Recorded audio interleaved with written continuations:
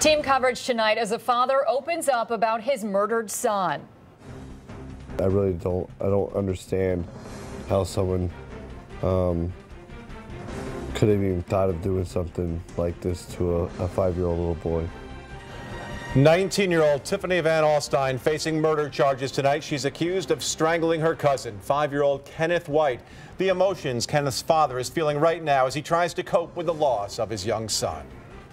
Tonight is the kind of night, and the next couple of days are the kind of days that we shall all hold our children and our family members just a little bit closer.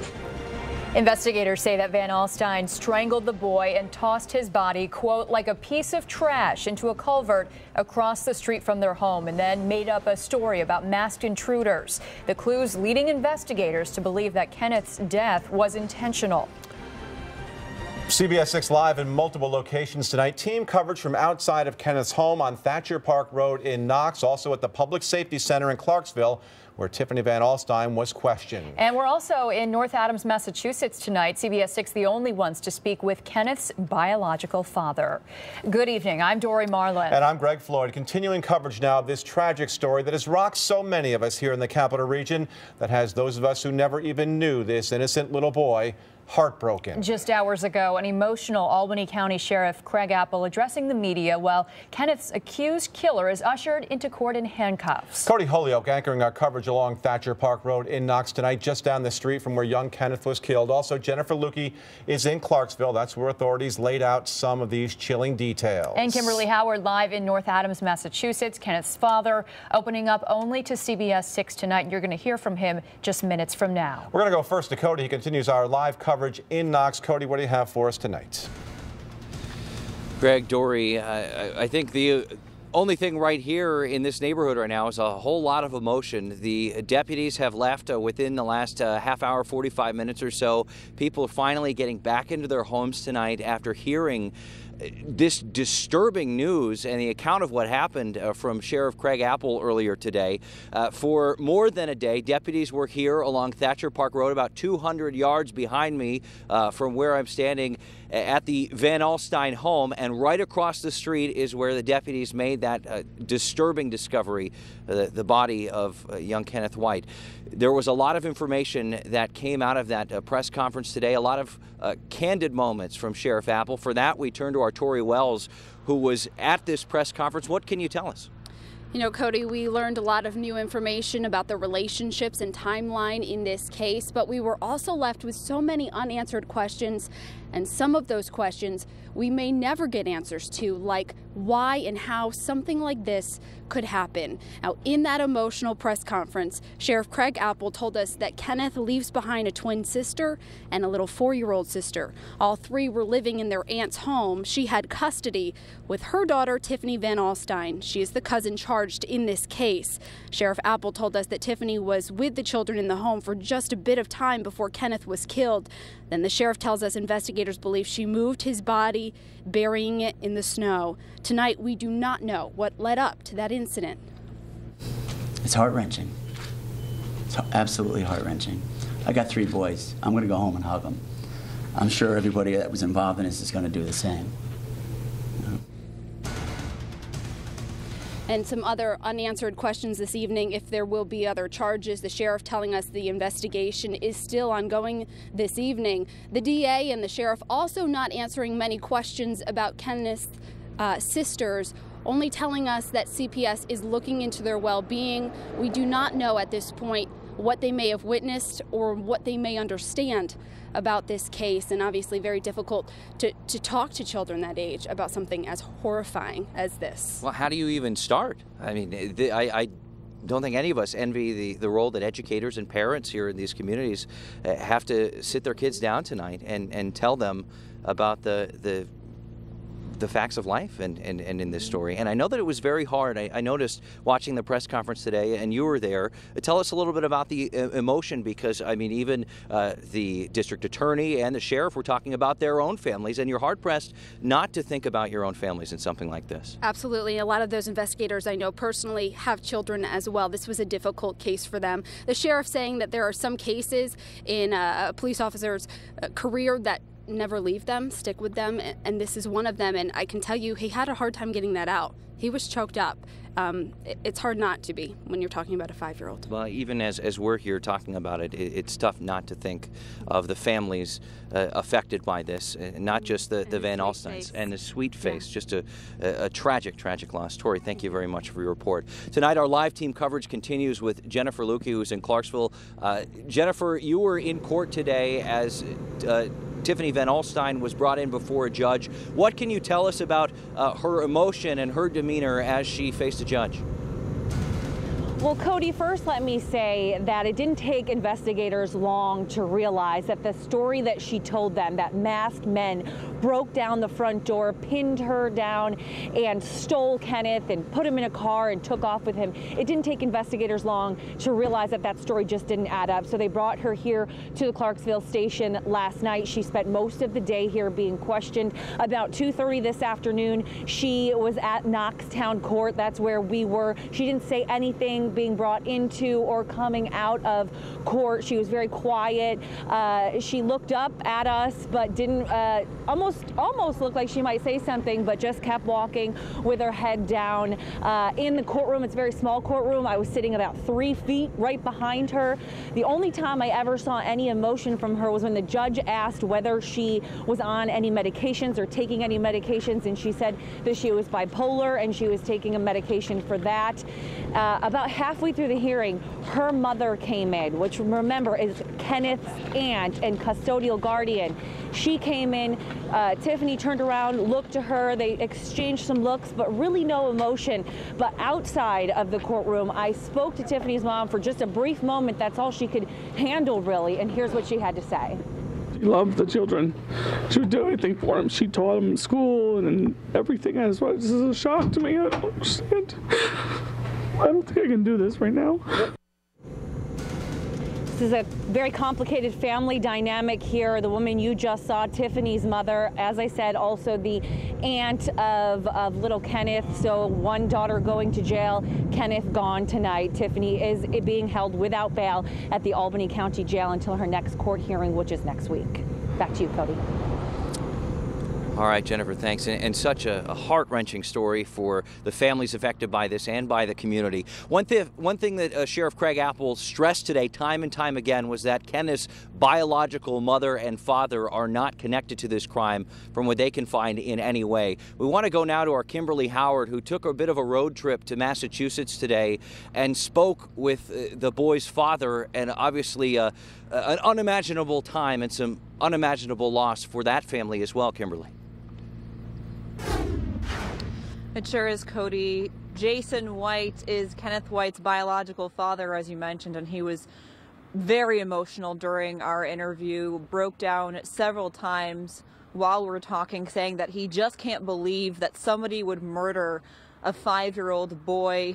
He was very upset while we were talking, saying that he still can't believe that Kenneth is gone. He says that Kenneth was a special little boy, one with a heart of gold, one who had a very special connection with his twin sister Cheyenne and with his other siblings as well. Here's a little bit of what he had to say. He'll be missed. And he's with Grandpa now, you know, and we named him after him. He's one of the sweetest kids you'll ever meet in your life.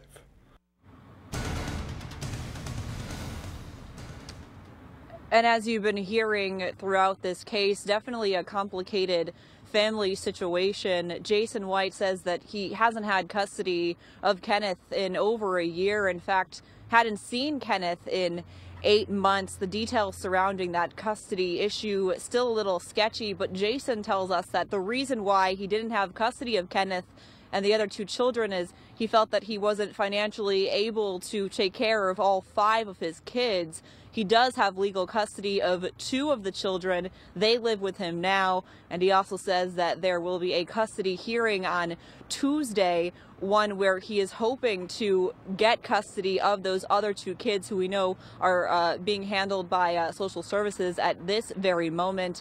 He says that all he wants for Christmas is to have all of those kids under one roof. Of course, we know now that one of those kids won't be there. We're live in North Adams. Kimberly Howard, CBS 6 News. Back to you, Cody. All right, Kimberly, thanks. It's hard to imagine a father's loss. Our hearts go out to him and his family. This is also a very emotional time for the kids who were Kenneth's age, who went to school with him. You think of the Bird Knox Westerlo School District today, where the flags were at half staff.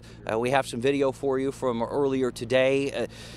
The teachers were also called in an hour early, just really to give them an extra 60 minutes to process the gravity of this information that they were given, that one of their students was murdered in cold blood, before they had to go into the schools and tell their children what had happened in the most careful way possible, we imagine. Kenny was a kindergartner, and the superintendent today told CBS 6 that this is news that really, really hits this district hard.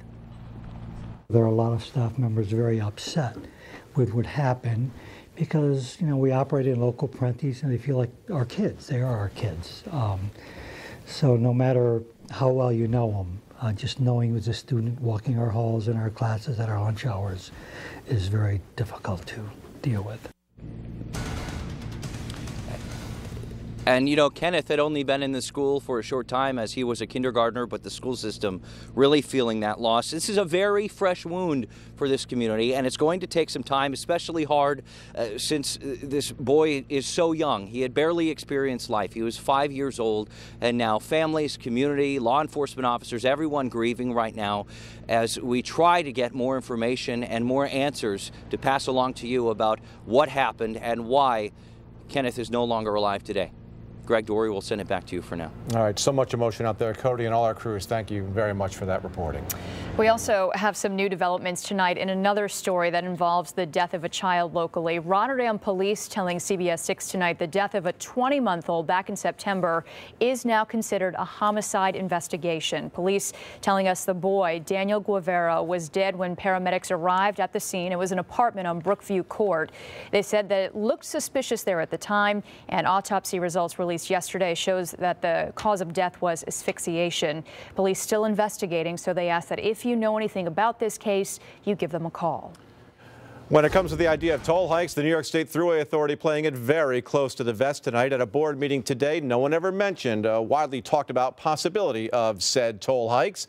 Our Brendan Lewis is live in the studio tonight. Brendan, I know you're at today's meeting. The Thruway Authority found a way to pretty much avoid talking to the media. Some are accusing them really of not being transparent here. Yeah, Greg, after a vote of next year's budget, they went into closed-door meetings and we were escorted to a different floor. A few minutes later, we were asked to turn in our visitor badges and told no one was coming out to answer questions.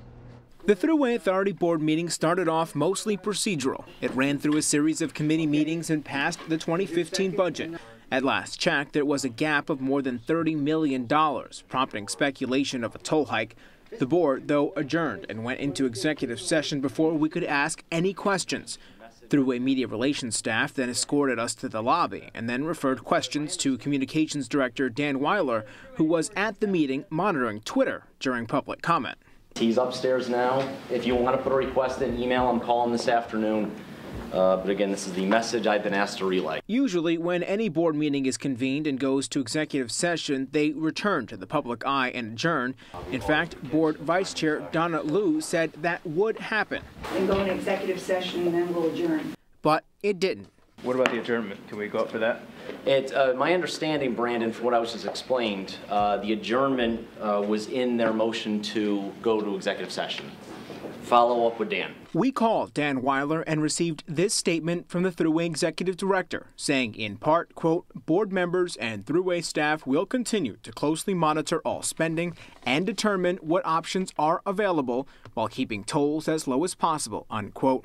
He says Vice Chair Liu said the board needed to speak privately to discuss contract negotiations with unions. Executive session should be utilized to protect confidential issues or issues that need to be discussed confidentially before they're brought to the public. And it should be used sparingly. And you can't just make the generalized comments like, oh, we're going in for a personnel issue. It has to be a little bit more specific.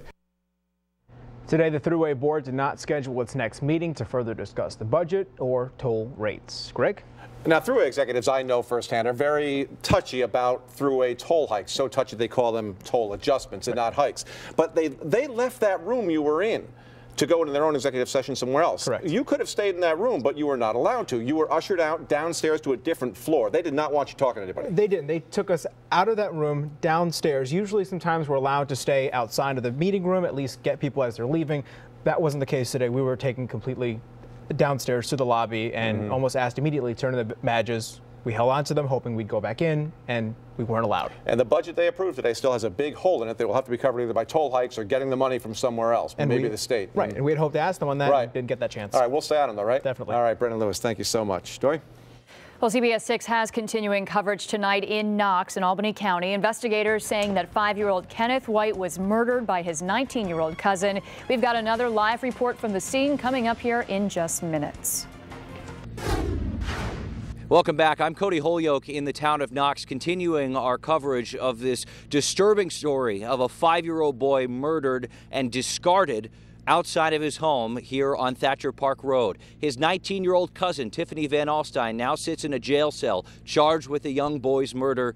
We have live team coverage of this story from all angles. We will have that for you coming up in the next half hour. We want to remind you that for continuing updates, you can log online to CBS6Albany.com, where we've got you covered from every angle. And we will continue to stay here throughout the night trying to get answers to these questions that are coming up surrounding this case. Dory, for now, we'll send it back to you. Yeah, there is so much still to learn about this story and so much to try to understand as well. So thank you very much for now, Cody, and we will see you again coming up at 6:30. Well, not much sunshine really to speak of around the capital region today, and we did feel some chillier air moving in. Give you this live look right now over downtown Albany tonight, and Steve's got a look ahead at just how the weather's going to be changing on through the weekend and also into your Christmas week next week. He's back here next. CBS 6 News with Steve LaPointe, the Weather Authority. Well, chillier air has been filtering in all day. That gusty wind kind of adding to the chill today. I think the numbers will drop back a little bit lower tonight than the past couple of nights. Should see a low down near 20. Clouds might thin a little bit, giving us an opportunity maybe for a few meaningful breaks of sun tomorrow. There won't be many, though. Mostly cloudy Sunday. Still a snow shower chance. Looks small, so overall the weekend weather is looking pretty quiet. And I think we'll stay quiet through Monday, but then it gets active after that. Light wintry mix coming in Monday night, and then it will turn rainy Tuesday into Christmas Eve. Confidence growing that storm midweek next week will be a rainmaker for us. In the meantime, a lot of low clouds around, maybe a little thinning across the north. The air is a little bit drier up here across southeastern Canada, so some of that will tend to filter in with time tonight and give us at least an opportunity to thin these clouds out just a little bit. That will help with the cooling as well. Currently 29, a little bit colder to the north as our wind shifts more northerly. We're going to drain that chilly air south. Right now it's mid to high 20s. You factor in a bit of wind and the wind chills are running about 9 to 10 degrees below the air temperature. So if you're heading out, subtract about 10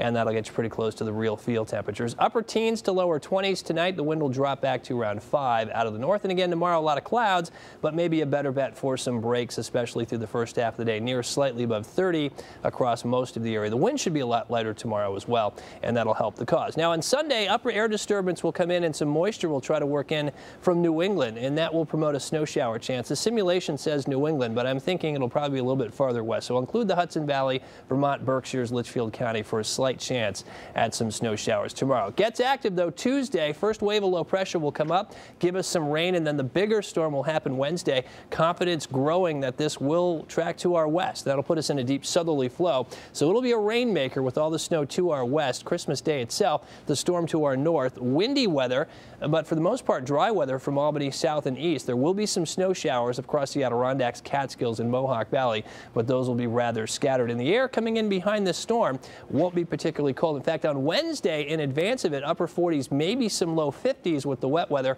and then 30s to near 40 coming up for Christmas Day. 7-day forecast summarizing that. with the active pattern for the middle of next week. Dory. All right, thank you, Steve. Coming up in sports, what fish have the Yankees reeled into their starting rotation? Plus, with the team already hit by the injury bug, Siena men's basketball now down another player, this time due to suspension. We have sports ahead here next. CBS 6 Sports.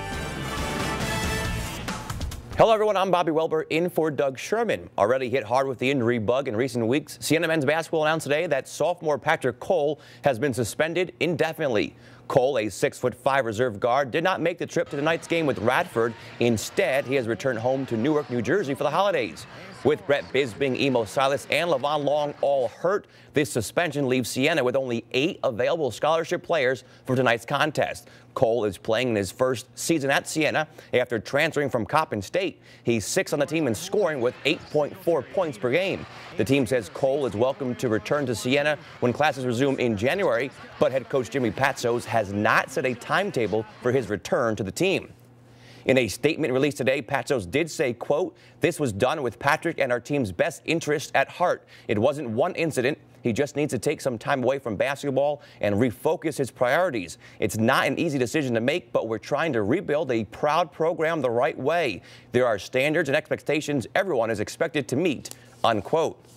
Moving to the Diamond, Yankee team president Randy Levine didn't mention Max Scherzer by name, but he did say the team has no plans to sign another big money pitcher. However, the Bombers did land a pitcher today. The team has added right-hander Nathan Eovaldi along with first baseman Garrett Jones and a pitching prospect from the Marlins in exchange for Martin Prado and David Phelps. Prado played well during his short stint with the Yankees, hitting .316 with 7 home runs in 37 games. The main return for the Yankees is Eovaldi, a hard-throwing 24-year-old. Last year, his fastball averaged over 95 miles per hour, good enough for the 4th best average fastball velocity in the bigs. However, he did finish 6-14 last season in Miami while allowing the most hits in the National League. And that is it in sports. All right. Thank you very much, Bobby. And we do have more ahead at 6:30, continuing coverage on the child murder yesterday in Knox. Cody Holyoke joining us now live from the scene. Cody? Hi, Dory. Coming up at 6:30, we'll have much more on the circumstances surrounding this case in the town of Knox. We'll also show you a little bit of the arraignment today of the woman, the young woman that deputies say is responsible for the young boy's murder. That is straight ahead with our live team coverage as CBS 6 News continues.